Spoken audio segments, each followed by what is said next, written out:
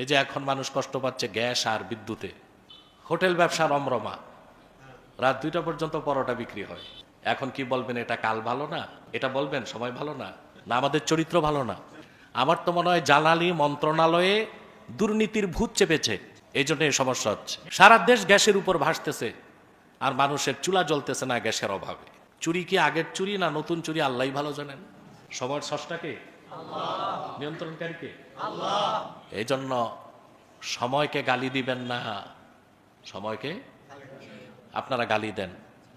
দিনকাল ভালো না, আরে ভাই দিনকাল ভালো, হালচাল ভালো না, ঠিক না? বলে কালটা ভালো না, কালটা ভালো, চালটা ভালো না।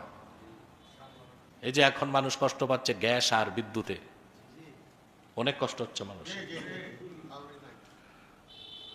হোটেল ব্যবসা রমরমা, রাত 2টা পর্যন্ত পরোটা বিক্রি হয়। এখন কি বলবেন, এটা কাল ভালো না? সময় ভালো না? এটা বলবেন সময় ভালো না? না আমাদের চরিত্র ভালো না? আমার তো মনে হয় জ্বালানি মন্ত্রণালয়ে দুর্নীতির ভূত চেপেছে, এই জন্য এই সমস্যা হচ্ছে। সারা দেশ গ্যাসের উপর ভাসতেছে আর মানুষের চুলা জ্বলতেছে না গ্যাসের অভাবে। চুরি কি আগের চুরি না নতুন চুরি আল্লাহই ভালো জানেন। কোথায় যে সমস্যা তা তো খুঁজেও বের করা যাচ্ছে না, কিন্তু সবকিছুর মূলে আছে কারাপশন, দুর্নীতি। মনে হয় জ্বালানি মন্ত্রণালয়ের অফিসারগুলো সব চোট্টা চোর, পার্সেজ হয়ে তারা দেশে সংকট সৃষ্টি করছে, সরকারকে একটা বেকায়দায় ফেলতে। হতে পারে এরকম।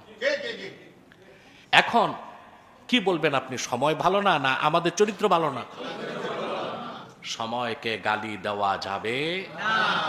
বুখারী শরীফের হাদিস, রাসূলুল্লাহ সাল্লাল্লাহু আলাইহি সাল্লাম ইরশাদ করেছেন, লা তাসুব্বুদ দাহরা ফাইন্নাল্লাহা হুয়াদ দাহর। যুগকে গালি দিও না, সময়কে গালি দিও না। ফাইন্নাল্লাহা হুয়াদ দাহর, দাহরু আই ইন্নাল্লাহা হুয়া মুকাল্লিবুদ দাহরে।